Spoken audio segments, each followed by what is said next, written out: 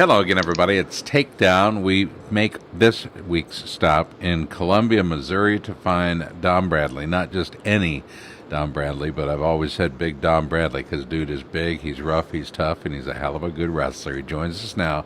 Dom, how are you? Doing great. Good things are happening around the country in wrestling, and I'm just excited about it. Well, not only excited about it, you're part of it. Let's get the obvious out of the way. You're not wearing a Missouri t-shirt. Yep, I'm going West Virginia with Sammy Henson to go be a volunteer assistant, and I'm really excited about it. Get to train there, and get to be a real coach now. I'm super pumped about it. You and I have been friends for a while, and I've watched you at the very beginning as you embraced Tiger Style and everything that Brian Smith was hoping for. And by golly, you absolutely did it, man. You just came along so well.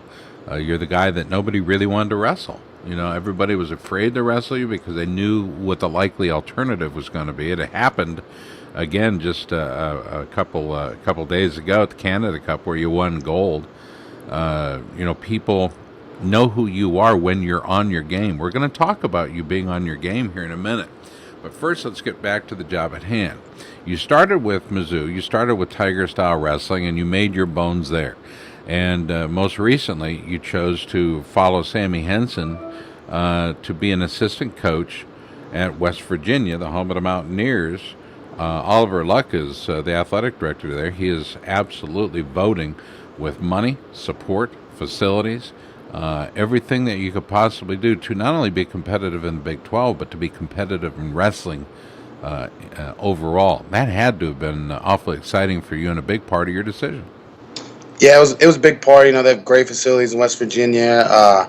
They got kids that are willing to work. They just need a little bit of coaching. And then Nick Marable's out there, and I've been friends with him for the last 7 years, and he's going to train out there, and I train with him. And Clarissa Chun's out there. She's trained with us the last 2 years in Missouri, and she's going out there too. And I just feel like it's the best situation out there, and with the support of Oliver Luck and even Joe Heskett's going to be an AD out there now. And it's just great support out there. Yeah, you mentioned Heskett. He's taking a job as he leaves the Army team and takes a job that wasn't even there for him. In other words, that's how much Luck values the wrestling state of mind, and he wants to create that winning atmosphere for the athletes, for the coaches. It'll be much easier for you training for competition yourself if you're around Sammy Henson. Sammy is one of those guys that just absolutely gets after it, understands what it means to be an Olympian, to be a world champion, to be competitive at that level. How much of a decision was Sammy himself a part of you making the decision to go? That was a big decision. You know, me and Sammy have never always gotten along, and we still don't get along sometimes. But he always knows my best interest, and like you said, he's been there, he's done it, he's been a world champ, Olympian, and it was kind of easy once he left. It was kind of just, do I really want to do this? Do I want to do this? And he talked to me about it, and I said, yeah. I didn't have the greatest trials, so he said, hey, if you come here, you're trained full time, and we're going to get what you need. And I said, okay, I'm coming. Big Dom Bradley is our guest. You'll know Dom, of course, from Missouri wrestling, but you'll also know him as part of the contention of big guys that are making, Tervel Delagnov and others that much better. You're not a stranger to worldwide travel. As a matter of fact, going up to Canada was a light trip for you. You've trained and competed in the Yasser Dagu in Istanbul. You've the Golden Grand Prix in Paris. I can't name all your stops because, quite frankly, it would fill too much paper. Is there a particular event that you've wrestled in that I want to do this one again and again and again? I don't know. I mean, I went to the Yazadaru that you talked about, and that was a great tournament. It was fun. You know, I was in Turkey. I've been to Turkey before.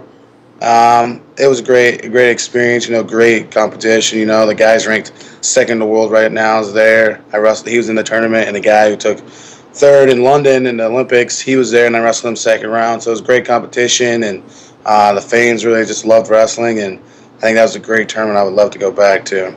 Now, Sammy Henson's traveled with you. Nick Marable's been a part of that traveling duo. I think Clarissa has been for a part as well. But talk to us about traveling with Sammy, because he has the ability, I think anyway, to keep you on task. Yeah, that guy never needs a cup of coffee. He's always energized, ready to go, and he finds his way. He's gonna make things happen. So if we need something, that guy's there 110%. He's gonna find it for us, and he just loves being overseas, I guess sometimes. So you become part of the Sammy Henson era. The head coach Sammy Henson, assistant coach remaining, a guy that's been part of the Olympic hunt for years, Danny Felix. Nicholas Maribel, of course, your Tiger teammate and a young man who's just on a tear, the only guy to beat Jordan Burroughs over the last, I don't know, what it's been, 50 years? Something. Something like that. It seems like it's been forever, man. Both of his knees and ankles have been replaced. Guy's a walking, talking miracle. But Maribel, absolutely a very talented guy. Does that size differential between the two of you, does that get in the way of you guys really working hard? No, actually, before Nick's trials, I had to help him warm up, and Nick's one strong guy. He's been my weightlifting partner, and that guy he's one of the strongest guys pound for pound I think ever. I mean, I lift with that guy, and I'm benching, and he's doing 10 pounds lighter than me. But back to warming up with him, he was pulling on my head and shooting on me, and I was like, "Man, you wrestle 154? I can't believe it." Yeah. He's that strong. But we train together. Like we'll practice side by side, and we always lift together and run together. And I can't keep up with him on the running, but I try to beat him in the lifting. So it's really cool to have somebody that elite who's doing so great. I get to train next to that guy all the time. I think it's interesting that you all are choosing to return to the Big 12. Yeah. As much as Missouri left the Big 12, you go back to those days. Were you a bit stunned that Missouri chose to leave the 12? No, I mean, with football taking over everything. They wanted to go to the SEC, which was a great move for the school, and it still is. But being in the MAC conference, it's getting tougher, and I think that's why Coach Smith chose the MAC conference. But I've always liked the Big 12. I like the Oklahoma State, the Oklahomas, and the Iowa States. I love going against those guys, and I guess we're going back against them now. Yeah, right. And that's exactly what's going to happen. I'm sure you're going to have some fun in that. Freestyle versus Greco. You've always been, at least over the last 5, 6 years, 7 years, a freestyle artist. Any chance that we might be able to see you expanding your range and exploring the Greco mats again? I will never rule it out, but I like wrestling freestyle more. Those Greco guys, it takes a special thing to do that, and I feel like they feel the same about freestyle. But this year I thought about it, but I was kind of upset after my trial, so I didn't do it. But if everything goes right, maybe I'll just do it for fun and wrestle in the trial and see what it's like. Don, me, I just don't blow smoke, but you're that kind of guy that is that good, that could make, you're physically strong. You understand your body, and you can get after it no matter what you do. I wouldn't want to get between you and a plate of food. I surely wouldn't want to get on the mat with you, because I know what kind of danger you possess. So I'm glad that you're not selling yourself short and ruling it out, but it would be sure exciting to watch you try. And I think those guys that are out there right now could sure value your participation, and I'm sure you'd win your share of bouts. I want to ask you a little bit about the World Team Trials. Wasn't your best outing? What was going on with you at that point? There's a lot of things going on, but I'm not going to want to make excuses. I was still deciding if I wanted to go to West Virginia or Mizzou, and it was just hard. And I lifted weights really big. I got really big, and probably the biggest I've ever been. So, I'm changing my diet now and getting back down to skinny Dom, trying to get back down there. And, I thought about other things and just didn't have, my mind wasn't focused on the tournament. I was more focused on, I was trying to get to the finals and worried about that. And I overlooked some people, and, it just happens, you can't always have your best tournament. No, you can't always have your best tournament, but if you're going to hope for spots on world teams and Pan Am teams and shots at Olympic teams, it's really a 24-hour game, isn't it?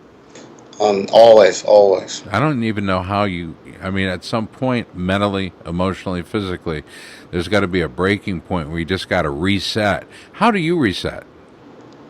I kind of just take my time off from wrestling and kind of just think if I still really want to do this, if I have opportunities, maybe be a high school coach or, go back home and help out with my programs back there. But at the end of the day, I know I have the talent, so I just got to think of the end goal. And, I take time off. I go relax with my friends, just talk to people, talk to my high school friends and high school coaches and ask them what their thoughts are, what I can do to be better, and that's all I do. He's heading for West Virginia as our guest, Big Dom Bradley.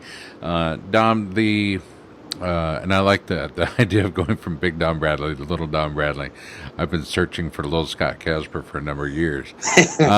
I got to ask you about these guys at West Virginia, the big boys that are there. 6'1" heavyweight, a junior from Philadelphia, Wyoming Seminary College Prep, AJ Viscarando, number one. That's your first big guy. How about your second big guy, Chris Nelson, a 5'11" heavyweight, a junior out of Sophia, West Virginia, Independence High School. Do they know you're coming? I think so. I mean, haven't met any of the big guys. I've only met the 84 pounders and below when I went out there back in June. So I'm really excited. I guess they're excited for me to come out there, and I just kind of took some time to hang out with my family before I make the journey across country. But I'm really excited to work with these guys. I've heard a lot about AJ. He's a hard worker. He had a pretty okay season last year. He had big wins against the Oklahoma guy, and he went 2-2 at national. So I'm really excited to work with somebody with that caliber. So it's those guys and those that will be coming because you're there. I mean, do you realize you're going to serve as an attractant? I guess. I mean, more people that come is good for us. You're like a magnet, dude. Best memory, best time at Missouri as a student athlete. What would it be? There's a bunch of them. One I would say that sticks out in my head is when we beat Iowa in the duel my senior year. That was a big win, and beating Bobby Telford in double overtime, snap him on his face, been behind, and celebrating with the crowd because it was a Minnesota crowd against Iowa, and we beat them at national duels, and that was a really big win, and I just really liked it. It was awesome. You're not necessarily a friend of Bobby Telford. He was just a tough competitor, and I came off my first loss of the year, and I was really upset. And that guy's a grinder. He knows how to hand fight and head fight, and maybe punch you in the face a little bit, just like an Iowa guy. And I just didn't like it, so I had to snap him on his face. Yeah, and you did a good job. I mean, you made a point, I think, and the fans enjoy. They enjoy good wrestling, and obviously you don't want to get. He has big hands, doesn't he? I mean, those hands go behind your neck. You know it, right? Oh, he's a big guy. He's a really big guy. He's strong. What about guys like Nelson and Gwiz and the kid from Michigan that's just so big, so strong? How do you counter an advantage of size? You're not a 6'5" guy. You're big, you're strong, you're thick, but you're not that 6'5" guy. How do you counter? Some people say, like in gymnastics, shorter is better. In wrestling, heavyweight, generally heavyweights are going to be taller. The successful ones are going to be taller, and they can use that leverage to their advantage. How do you deal with it? I don't know. I just got great shots and attacks. A guy like Tony Nelson, who's one of the strongest people I think I've ever wrestled. Right. You can't move that guy, and I tried as much as I can, and I beat him in double overtime on the ride out. I just had to. Sometimes you gotta outwork those guys in their positions that they're good at. Like Griskowski, I mean, I lost him at the trials, but I took the guy down 6 times and it's just the guy. He's not taller than me, but he's a really athletic guy. And I wrestled Kuhn a couple weeks ago at the World Team Camp, and that guy's just a big guy, and you just got to be quicker than those guys. And I think those guys might be taller, but I think I'm a little more athletic than them, wrestling wise. I have better high singles and attacks like that. And those guys are just monsters. How do you see yourself on the world stage when it comes to challenging for positions here in the U.S. And then making those traveling teams that'll go to the Pan Ams or Yasser or wherever it is? How do you see yourself on the world stage? I see myself up there. This funny thing is every time I go overseas, they always mention I was a junior world champ, and I've totally blocked that out of my mind because I'm focused on being a world team member and trying to be a world champ, an Olympic champ, and I think I'm up there with those guys. And it's really tough, but it's hard to get. It's even hard for me to get out the U.S. right now. With Travell and Zach Ray and Tyrell Fortune, those guys. Those four guys, those three guys in front of me, they're pretty good. There's other people that are in there contending, and I feel like I'm better on the international scene because people don't know about me and I can just wrestle. But I feel like when in the U.S. these guys are studying film on me and they know my attacks and everything, so it's kind of tough, but. I just like to compete, and you know that. I just want to go out there and compete against the best, and I just love to wrestle. Tell you what, dude. Here's a problem with people relying too much on film. You ready for it? I'm ready. Here's the deal. I can watch all the film I want to watch on Don Bradley, and I can think I know all his attacks, and I may, but being able to defend against those attacks is a completely different thing. It's like watching football, knowing the plays and being able to defend against them, defend against the run or the pass or whatever it is. It's hard. And that's when, well, you have to go back and you have to go into your bag of tricks and stuff like Jason Heslop taught you back in the day when you were a Missouri State freestyle Greco champ. You not just one time, by the way, 3 times. I remember. I remember. Yep. I think you were a Brute Adidas national champ as well in your freshman year at 215, little Don Bradley. There's. I think that's always going to be a really good question, though. Big guys versus small guys in the heavyweights. Leverage, what leverage does. Athleticism, quickness. I was talking with Nate Carr Jr. yesterday, and we're talking about quickness and how you become quick. And maybe that's where we're heading here as you head to West Virginia, is how do you transfer that knowledge to these young guys you're going to be coaching? That's a tough thing. I'm gonna be the coach that is doing everything they're doing. I'm retired from folk style, but when they're running, I'm gonna be running with them, and when they're doing these drills, I'm gonna do them with them, and just explain to them like, if I'm doing it, you can do it, and I'm still competing. So that's the thing, and I think these kids just have to buy in. Coach Hitson has a great system once you buy in, and you got guys like Nick Marable who's making a world team and beating Jordan Burroughs as you mentioned, and you want to get better because you want to be like, hey, I want to be on the same level as these guys, and I think those guys are going to really buy in and listen to us because I feel like we have a very good knowledge of wrestling, and I feel like they want to learn. I think they do, and I think learning from you is probably a great thing. Talk to me about mom and dad, Art, Peg, your sister Mercedes. You talked to them before making this decision? I kind of just told them, hey, I'm going to West Virginia. My dad's excited. He goes, hey, fresh new start. Get your coaching career going, and do all that great stuff in wrestling. And my mom's like, she's excited, but she doesn't want me to leave from home. And my sister, she's fine with whatever I do. She supports me fully. So, mom's a little heartbroken. She doesn't want me to move 15 hours away from her. But I guess it's part of growing up. I went to college, but 2 hours away. And now they're kind of sad that they can't just drive down one day back to see me. So, competition-wise, I know you've got the NYAC Tour tournament coming up. But what between now and then? I have no idea. There's the World Championships coming up, but there's always a couple tournaments before the NYC, like after the World Championships, and hopefully maybe they give me a call and say, hey, Don, we want you to go on this trip. But I'm just going to wrestle in anything I can. I'm going to wrestle in every U.S. tournament that there is, and a couple tours, and then just try to get as many matches as I can to get ready for the World Team Trials. What about one more with you and Bobby Telford at Grapple at the Garden, December 21st, Madison Square Garden, deep in the heart of the Big Apple? What do you think? I don't know if I want to wrestle that guy again. He might be mad at me after these comments he heard I said, You but know what? He may be mad at you, but anger, you got to control that anger, right? yeah, he's tough. He's gonna be in there for a national title this year. Him and Krzyzkowski and Kuhn. That's gonna be a great weight to watch this year. Ooh. Well, it's always a good weight class to watch. Here's the deal. You've made it fun. The cat from the Doughboy from Central Michigan, slapping people around, trying to get their attention and whatnot.